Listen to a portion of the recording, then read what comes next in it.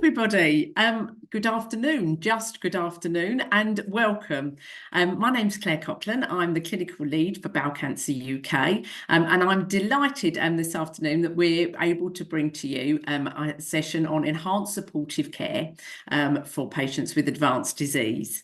Now, this is a session that many people have asked for when we had our NCCNN conference last year, and more details later of that again this year. But a lot of people, we asked people always what topics would be useful, and this one came up again and again.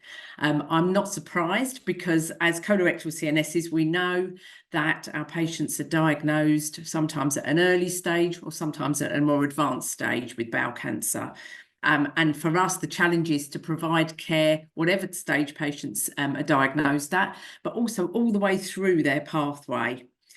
So today's session will support us in that, and also perhaps allow us to think about additional roles that we might need to help us, but help our own practice primarily. Without further ado then, it gives me great pleasure to introduce our speaker to you this afternoon. So Nikki MacFarlane is the lead nurse in enhanced supportive care at Lewisham and Greenwich NHS Trust. That's the same trust where I'm also a nurse consultant. So I have the great pleasure of working with Nikki here at Bowel Cancer UK and also at Lewisham and Greenwich. So Nikki's been an oncology nurse for over 20 years, qualifying in 2001 from King's, and she currently works, as I say, at Lewisham and Greenwich, as well as working in the community in Southwark to provide personalised cancer care within primary care. So Nikki's professional interests include patient experience, inequalities of cancer care and education, and development of nurses new to cancer care, both in secondary and primary care. She's passionate about providing a positive and individual approach for patients who are living with advanced cancer. And I had the pleasure of hearing her speak recently on our MSc module, and she's fantastic. So thank you very much for being with us this afternoon, Nikki. And I shall hand over to you. Thank you very much. Thank you very much, Claire. And thank you very much to Bowel Cancer UK as well for inviting me to talk today. First of all, apologies if I'm a little bit croaky. I did wake up with a sore throat this morning, which is typical. So if I'm sipping a little bit of water throughout, please do excuse me. And I'm not going to claim to be an expert on enhanced supportive care. There are plenty of people that probably got more knowledge than me. But I guess what I am is very passionate about supportive care, and about ensuring that that it's an integral part of all patients' package of care that we provide.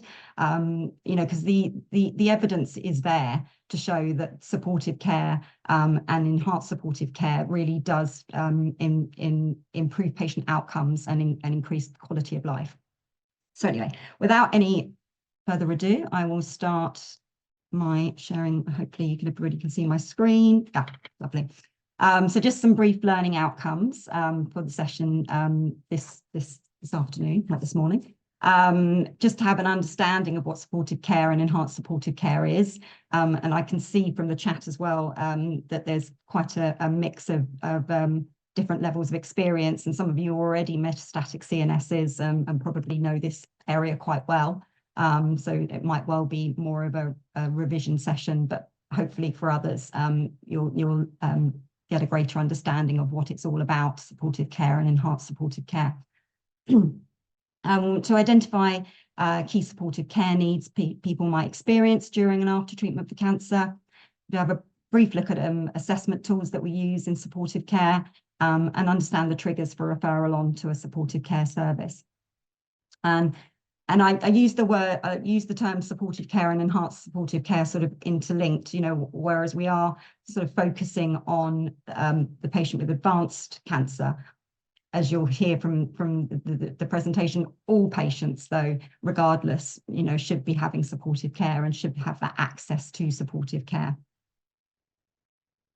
So what is supportive care? Well, supportive care is an intervention that increases patients' quality of life. It improves their chances of completing their treatment. It can reduce costs for healthcare institutions, which in today's sort of financial situation is very important. But fundamentally, it's necessary, given that patients are now living longer and cancer is becoming a long-term condition or chronic disease. That's how we view it these days. In the 70s, you got a diagnosis of cancer and you maybe had a couple of years to live, and it was thought of as a death sentence. Now we know that patients are living with cancer, and supportive care is all about helping them to live well with cancer. I think that's probably the crux of it is helping people to live well. But a definition from the Multinational Association for Supportive Cancer Care, which is a really good they've got a really good website which has got some really good resources on it, so do check that out. Their definition is that supportive care is the prevention and management of the adverse effects of cancer and its treatment, and this includes management of the physical and psychological symptoms and side effects across the continuum of the cancer journey, from diagnosis through to treatment and post-treatment care. And so I suppose the two important bits to pick out of that is that it's about the physical and the psychological, that they've acknowledged that it's not just about the physical side effects from the cancer and the treatment that the treatments that we give, but it's also the psychological symptoms. And to sort of take that further, the diagram on your on the other side of the screen, is depicting just that it's about just the social psychological, it's about patients' care and support needs, it's about spiritual needs, it's about the practical needs, it's about informational needs, it's about navigating the healthcare system, which we know can be really difficult for people. So it's about all of those things, and with the patient in the centre. It very much goes to the heart of personalised care, what personalised care is all about, and that's very high up on the NHS agenda, putting the patient in the middle, and asking the question, what's important to me, is very much it is very important in supportive care. And it's not just about the patient, it's about the family as well. So the National Council for Palliative Care has the slightly alternative definition, and that's that supportive care helps the patient and their family to cope with cancer and its treatment, right the way through from pre-diagnosis to treatment, to cure, to continuing illness or death. And it helps the patient to maximize the benefits of their treatment. And I think that the supportive care is not just one person's business, it's everybody's business. So even if you don't work in a centre where you have a big enhanced supportive care or supportive care team, it can, if everybody makes it their business, then we can still deliver that joined up cohesive care to the patient. So just to have a little look at the supportive care framework. So there was a nurse called Margaret Fitch. She was a Canadian nurse, and she did a lot of the early work looking into supportive care back in the 1980s. So that's how long, we've been talking about this, and how long we've acknowledged that this is so important. It's just taken us a little bit longer, perhaps, to implement it and make it a standard of care.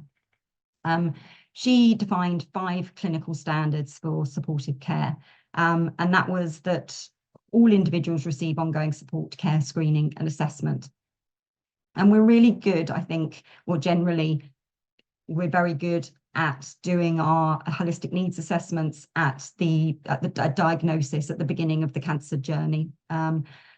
But it's not just a one, supportive care and supportive care assessment is not just a one-off exercise. It needs to be repeated at various points in the patient's journey. So it's not about just a one size fits all, and it's just done at the beginning. We need to make sure that we're doing it throughout, because we know that the patient's needs will change as they go through cancer treatment and beyond to end of life or cure. All individuals have the opportunity to be referred to an appropriate supportive care resource. So again, I recognise that, and certainly in the hospital I work in, this isn't the case, but some hospitals, some of the bigger units will have all singing, all dancing supportive care services or enhanced supportive care services that have physios and OTs and social workers all within that one model. And for a lot of us, that's not the case. We're working in smaller centres or just less well-resourced centres and hospitals. But that doesn't mean that should be a barrier to providing supportive care. It just means you just need to look at it a little bit differently and pull on the resources that you do have. All individuals should have the opportunity for self-referral to supportive care. And again, this is, I think, just an acknowledgement that, you know, a diagnosis, things are very different to perhaps a year or months down the line. Once you've had some treatment, they may well present and say, yeah, I'm very positive about this, you know, we're gonna be fine, etc. But a few months down the line, when they've had a bit of chemotherapy or radiotherapy or their surgery, you know, things will have changed and their care needs will have changed. So they should have the opportunity to be able to refer when they feel that it's necessary for them to have supportive care intervention.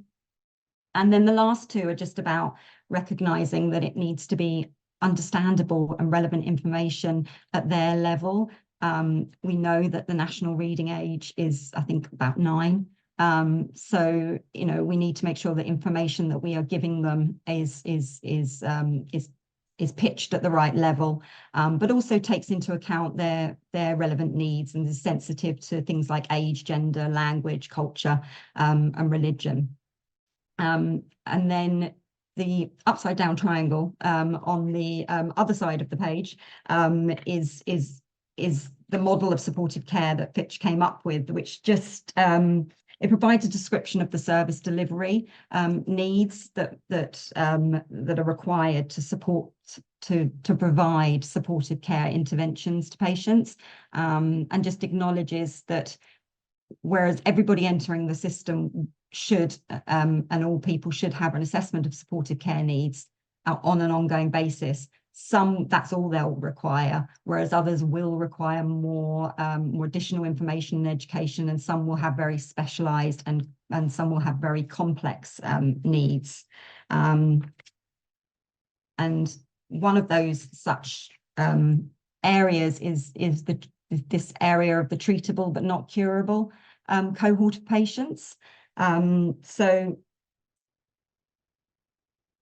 advances in treatment and care mean that we know that people are living for several years now with treatable but not curable cancer. It has become a long-term condition. You know, the chemotherapies and other therapies that we have mean that they can go on for several years with what is essentially an incurable cancer, but they're living with it. And again, it's about helping them to live well with that disease.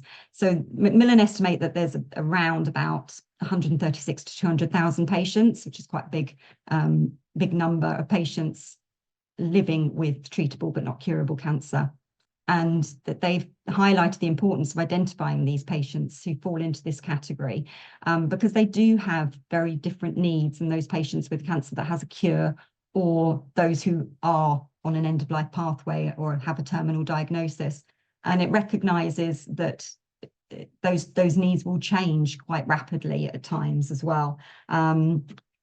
So the other thing to note is that, unfortunately, due to several factors, but not least because of the COVID-19 pandemic, it's estimated that this cohort of patients is unfortunately going to grow. And when these patients who are being diagnosed later than they should have been, when they will unfortunately have, some of them, more advanced disease, which requires more aggressive therapy, and have even more need for supportive care services. So while we recognise that supportive care is essential at all stages of the cancer journey, when it comes to those with treatable but not curable cancer, there is an even more apparent need, and out of that need was born what we call ESC, or Enhanced Supportive Care Services. So enhanced supportive care is an intervention that promotes earlier implementation of supportive and palliative care within cancer care, and provides a positive individualized approach for patients who are living with cancer. It was launched in 2016 as part of a sequin, and launched at the Christie. They did a lot of the early work there, with a model that focused on the integration of supportive care and cancer therapy at the point of diagnosis of incurable disease.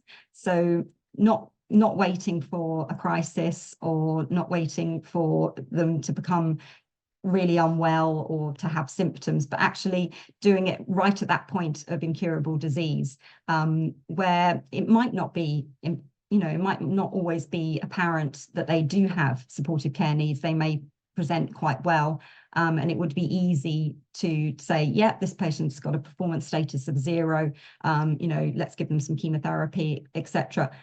But if you were to do an assessment at that point, we find that those patients do have a multitude of supportive care needs that aren't always apparent.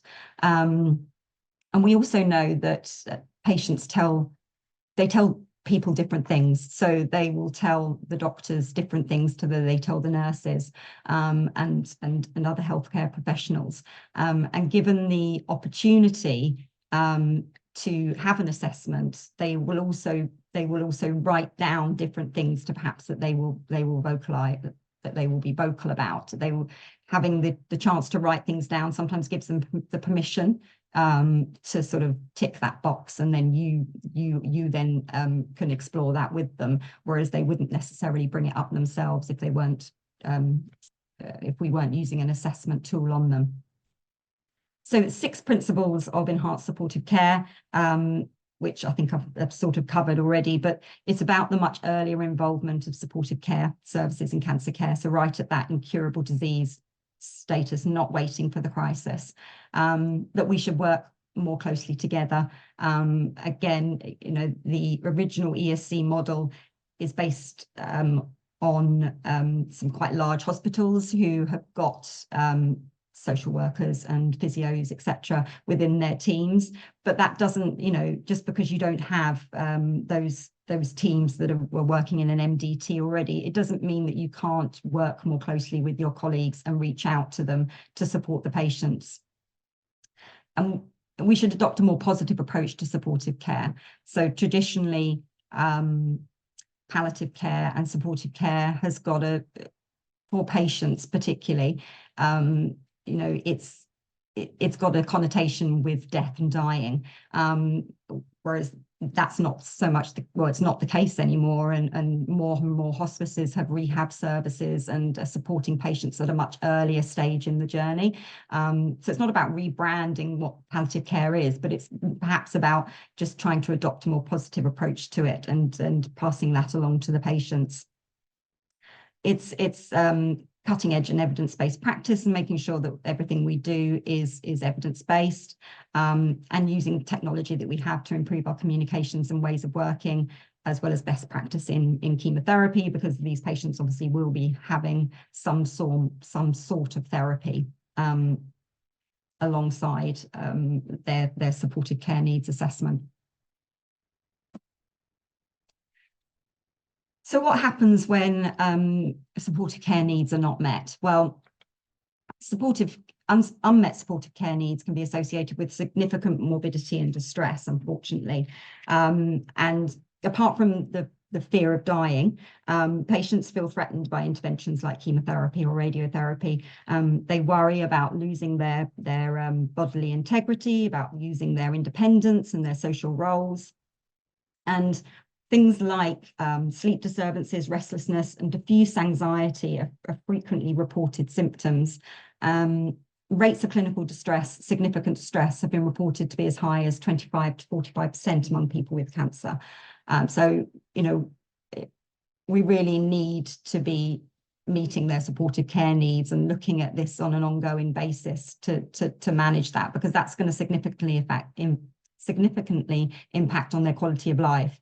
And the chances of them completing treatment. And if you I think most people use H&As, and if you use the eHNA platform, you can pull You can pull your local data to see what your top 5 things that come up on the assessment tool are. And I think pain and fatigue are often up there in the top 5, but the rest of it can be a lot of social and emotional, financial issues that come up, and the way in which we deal with those is not perhaps the normal remit of the doctors and nurses that are assessing the patients. This is a little bit outside of our comfort area, maybe. So it's again about having connections and making sure that we're working together as a team to be able to support the patient. And there are lots of supportive services out there. I don't know if you probably have all heard of the Cancer Care Map, which is a website that you can just put your postcode into or your area into, and it brings up all the services that are available around that area that can support patients. And we also have things like social prescribing as well, which is a really, really useful tool. And a lot of us have Macmillan information centres, and all of these things we can use to support the patient. And if we just having a look at the table on the side there, you can look at how those needs change and through the cancer journey, so from diagnosis through to end of life, and why we do need to continually reassess needs. It's not just a one-off exercise. It really does need to be done at different points in the journey, or when the patient initiates it. So, just looking at information, you can see, diagnostic phase, it's going to be more about information regarding prognosis and planned treatment. But moving on, that becomes more about self-care and management of side effects of treatment. Again, post-treatment and survivorship, you're looking at information regarding your follow-up care, management strategies, information on late effects. And then by the time you get to advanced and end-of-life phase, it's more about their care needs and advanced care planning. So the needs will change as they go through that cancer journey. So who is at risk? Well, I would say, everybody is at risk of having unmet supportive care needs. And so it shouldn't be, everybody should be assessed, and again at multiple points in the journey. But there are some cohorts of patients, both for individual factors and disease sort of treatment related factors, that might be more at risk of experiencing unmet needs and therefore experiencing distress. So recognising these risk factors can assist in focusing your discussion with those individuals about their concerns and facilitate that earlier intervention and appropriate onward referrals. So I won't read through the whole of the table, but we can just pick out a few. One that shouldn't really have been surprising to me, but was a little bit surprising to me, was the younger age. I expected my clinic to be full of old people, older adults, but I was surprised at the amount of patients that were referred at a younger age, and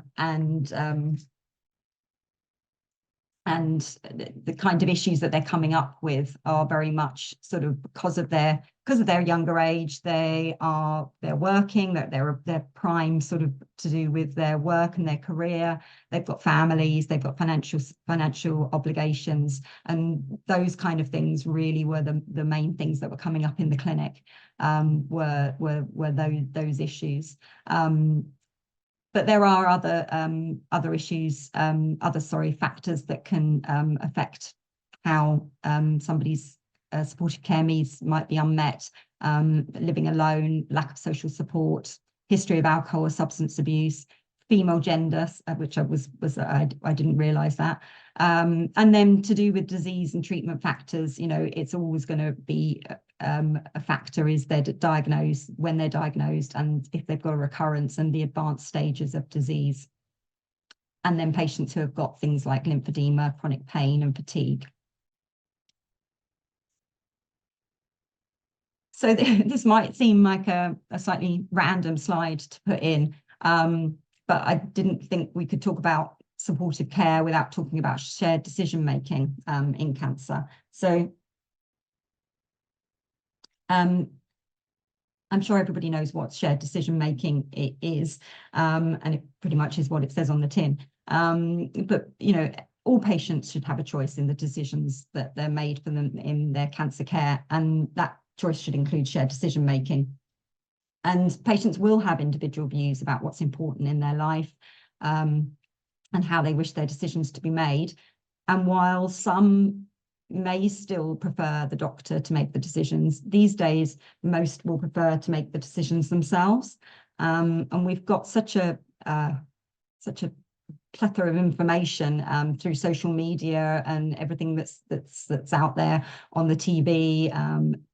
People have got so much more information at their fingertips that we need to take that into account when we're making decisions, and not make decisions for them, but include them in that decision-making process. So a good modern approach is to have what we call shared or collaborative approach, in which the doctor recommends a treatment, but takes into account the patient's situation. They take into account their family, they take into account their individual story, and what's important to them. And again, that's very much about personalized care and putting the patient at the center of the assessment. So holistic needs assessments, we use I would expect that most people are using H&As, holistic needs assessments. There are others out there.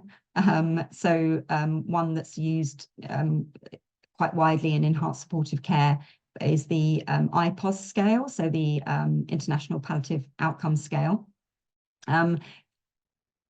I would say that the H&A, the Macmillan H&A, is more comprehensive, and it allows the patient to bring up sort of those more of those social and practical and financial concerns.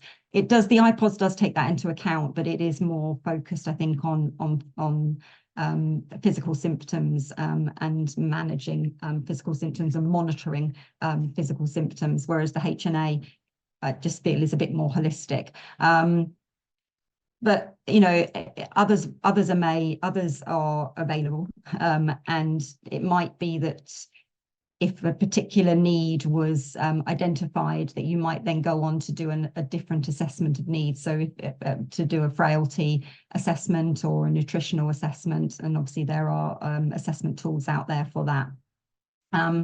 But why it matters is that it identifies people who need help, and it gives them permission to ask for that help. There was a study done during COVID at Guy's Hospital that looked at they were emailing out H&As to the patients because of COVID. And they found that they were reporting very different needs when they were sitting at home completing that assessment than when they were doing it in clinic with the nurse or with the doctor. So you can see how important it can be to help identify those people that need help and provide that opportunity for the person to think about their needs, so that you can then together come up with a plan to meet them. Again, going into the personalized care agenda, it helps people to self-manage their condition. It puts some of the power back to them, and helps them to self-manage. And it helps teams to target support and care efforts and work more efficiently by making appropriate and informed decisions together.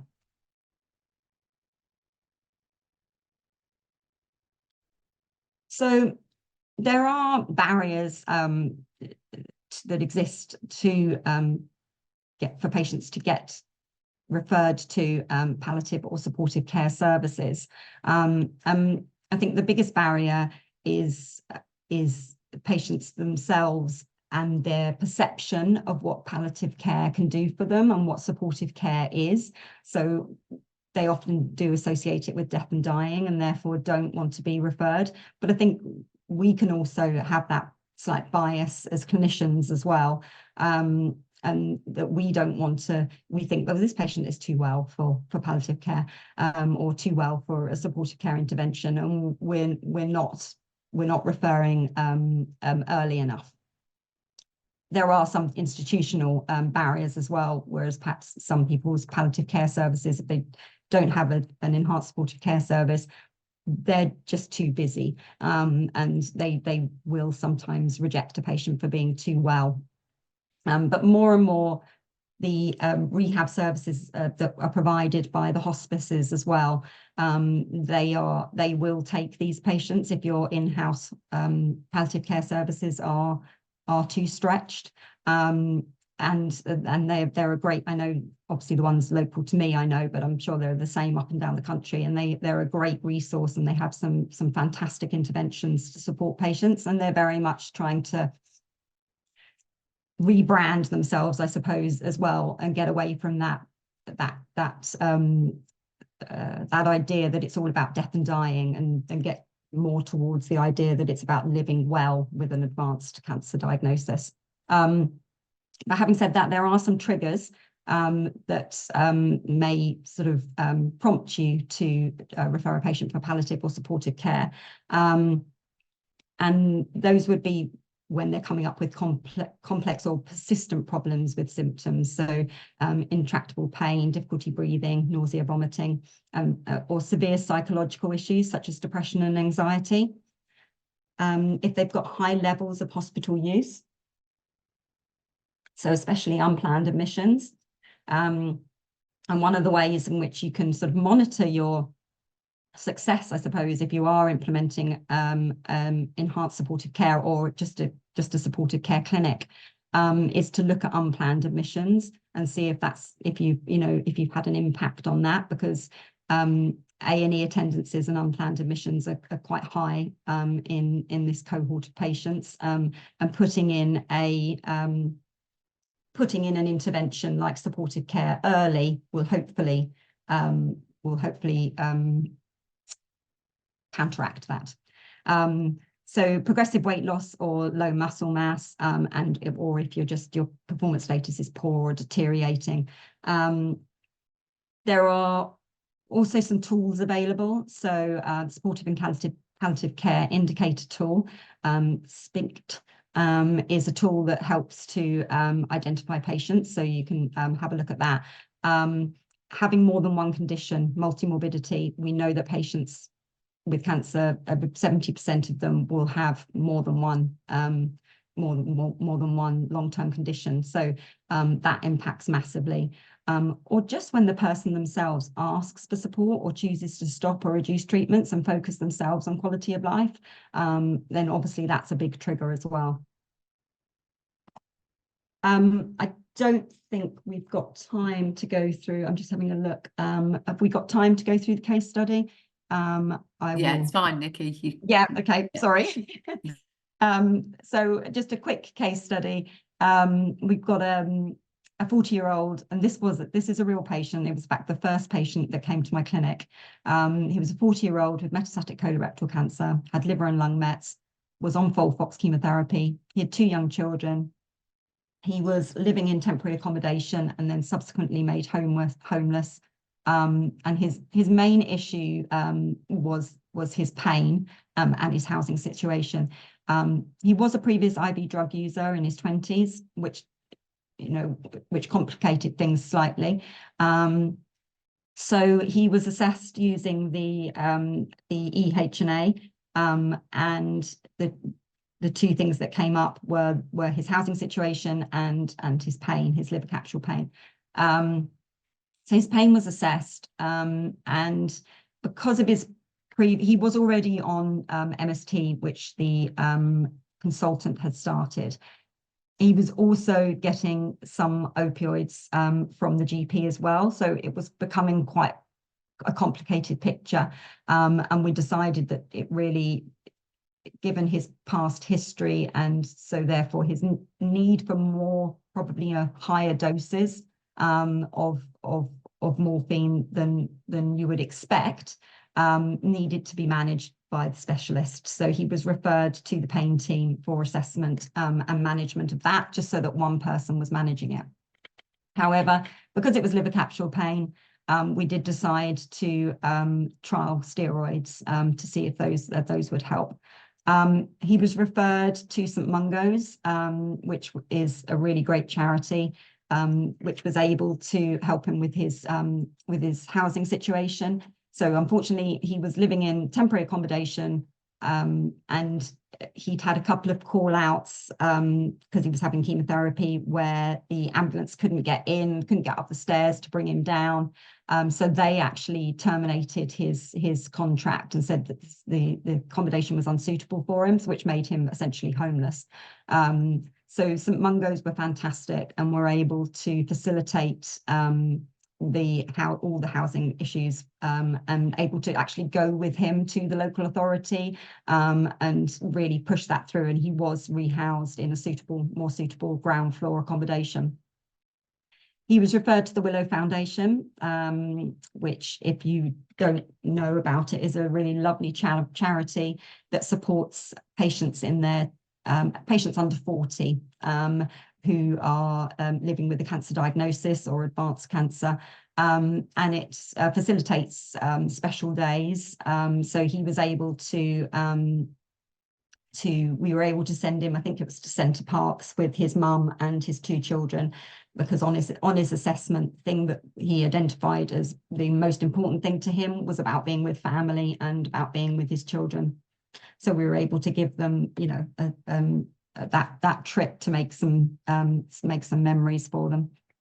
He was referred to MAPS, which is our psychological support team, and through them we were able to give what's called cloud kits for the children. I think it's, I'm going to get this wrong, but I think it's from something called the Fruit Fly Collaborative, and they have these kits that explain in a very child appropriate way, and they have different levels. So they'll have one for 3 to 6 year old, I think it's 2 to 4 year olds, 6 to 9, and then teenagers. And they just explain to the child the situation that mummy or daddy or their loved one is. Thank you, whoever put that up, is going through this, and it just helps to explain to the child in an age appropriate way what's going on, and the situation. And then we did discuss advanced care planning and power of attorney. And you know, that's quite a difficult conversation to have with anybody, let alone a young individual. But they were quite keen to, once we'd explained, you know, it to them in a way that if we can do this now, it's something that's done, it's put it back in the drawer. All your wishes and everything are recorded. In London, we have something called the care pathway, the London Care Pathway, which then everybody can see, the ambulance teams, the GPs, everybody can see that, you know, those wishes. And so it's therefore shared widely, and hopefully then those wishes are adhered to. And we talked about power of attorney as well, and given the information to go forward with that. So yeah, so that was my first patient in clinic, which was more complicated than I was anticipating, but unfortunately hasn't been hasn't been a one-off. The issues that we've been seeing in clinic, pain and fatigue are probably the highest physical complaints, but unfortunately financial situation and housing is also really high up on people's lists of unmet supportive care needs, and that's why working in a multidisciplinary team and pulling in from those resources, like I said, from things like social prescribing, you know, that is available through the GPs. That's a really great resource when it comes to social issues, and they have lots of community connections, and are able to signpost you to places like St Mungo's. So I will stop talking now, sorry, those are just my references. And there's just some additional websites there. if people were interested in looking up the Multinational Association of Supportive Care and the Principles for Advanced Care Planning.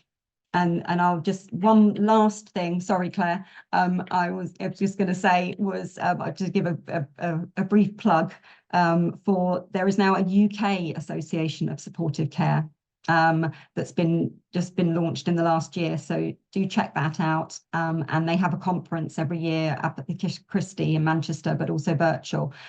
So if you do, because this is a topic that is vast and really need a couple of days to go into. So if you're really interested, then that's a really good conference to attend.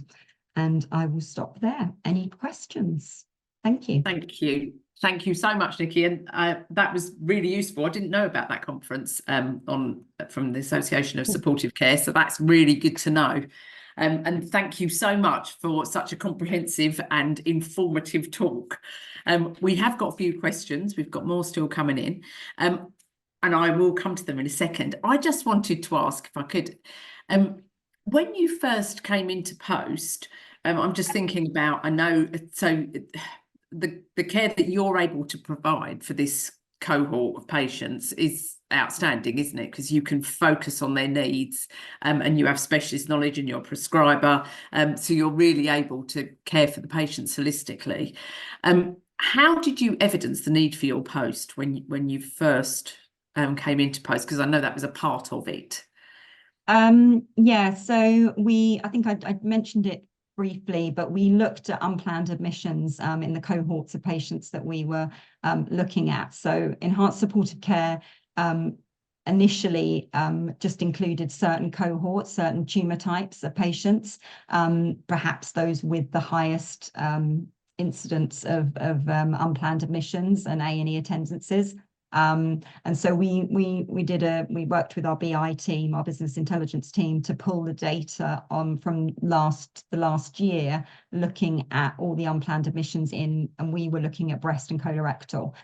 So we looked at all the unplanned admissions in that patient cohort, did a bit of an analysis looking at those that were not offenders, that's the wrong word, but repeat visitors, and the kind of issues that they were reporting. And then we used that as a baseline to see if the intervention of enhanced supportive care could reduce that. Right. Okay. Now, we're quite a small service, so I don't think in the short time that we've been up and running, we've been able to necessarily prove that. However, there are much bigger services like the Christie and I think the one down in Brighton who have released papers showing that the intervention of enhanced supportive care or just supportive care does reduce admissions and unplanned and length of stay in these patient cohorts. So therefore is not only improving quality of life for the patients, but saving a bit of money, which is always very important. Yeah, well, it helps, doesn't it, when you're trying to get a new service up and running? But it's invaluable for patients. Right, I could talk to you all day. I'm going to shut up and I'm going to come to the questions. So thank you, everybody who's put questions in. There's still time if there's more people with questions that occur to you. So the first question that came in was about how do you deal with psychological distress where patients won't accept psychological referrals or palliative and day hospice support? And that thank you to that person for the question. They've asked as well about, how do you approach patient engagement where hospice and palliative care is thought of negatively? So I suppose the first part, it is very difficult because you're right, they're very distressed and they do have this connotation with palliative care services and then it being very much end of life. I think I don't see the patients, I don't take over their care. They're obviously they're under their consultant and their CNS still, but I will see them as many times as needed. So I think it's just about seeing them, and I recognise that I do have the time in my clinic to do this, but it's about seeing them and building up that relationship with them, and just continually assessing them, and just gradually introducing that idea, because yes, I've had a couple who were very much against it, but we have managed to get them into hospice support services, and then there are some that just are not going to respond to that, and again, it's about respect. You have to respect their wishes and what they want. And you are providing, just by being there, you're providing, if they won't accept psychological help or hospice referral, just by seeing you, you become their psychological support almost. Yeah, that is quite difficult. And sorry, what was the second part of the question? So it was similar. The second part was similar. So how do we approach patient engagement where palliative or hospice care is thought of negatively by patients? So hence why referrals are so often made late, which can be an issue, can't it? It can, but the hospices themselves are really doing a lot of work to try and rebrand themselves almost. And if you look at their websites, they're very much focusing on living well. So it's I guess signposting towards that and just gently introducing the idea step by step, really. And again, I recognize I probably have more time in my clinics than most to do that. But services like yours are going to become increasingly more important, aren't they? But particularly, I know I'm biased for colorectal when you see patients from all cohorts, from all tumour groups, but patients now on immunotherapy for a long time, on several lines of chemotherapy with complex needs, and it's becoming more and more difficult, I'll say, for us as colorectal specialist nurses to actually provide that real level of care that so many patients are going to continue to need. So your service is really invaluable for that, particularly with those patients that are wavering between, they're on treatment and they're not ready to accept palliation. To have you there to build up the relationship is invaluable. Exactly, and it is that enhanced supportive care service or supportive care service is sort of that in between step, isn't it, between hospice or end of life services. But they very much are trying to rebrand, and should really be trying to use all the resources that we have available, especially in the community. Yes. So we've got another question that does primary care access this service, or is it hospital based? So I think this is about the route of referral into your service, essentially. How do you accept referrals? So the GPs know about it. Because it's a pilot, we have started off not having GP referrals, but we very much think that should be a route in as well, via primary care. So yes, I would agree with that person that should be a route of referral in. We don't at the moment, just because we're new. There's only me, and we're just seeing how many referrals we got in, and we were just sort of limiting the sources of referrals. But I think having good links with the GPs is invaluable as well. We've got because you've got the cohort of patients that are on treatment, and you've also got this cohort of patients who I suppose are not having any treatment but are still too well for palliative care, and they will be seeing the GP a lot more, and so liaison with the GP and having good working relationships with your GPs I think is very, very important, and it should definitely be available to them. Thank you. And then just one final question, and I think it's because you referred to the MAPS team. So how do you refer to MAPS? I'll leave you to answer this question. I know.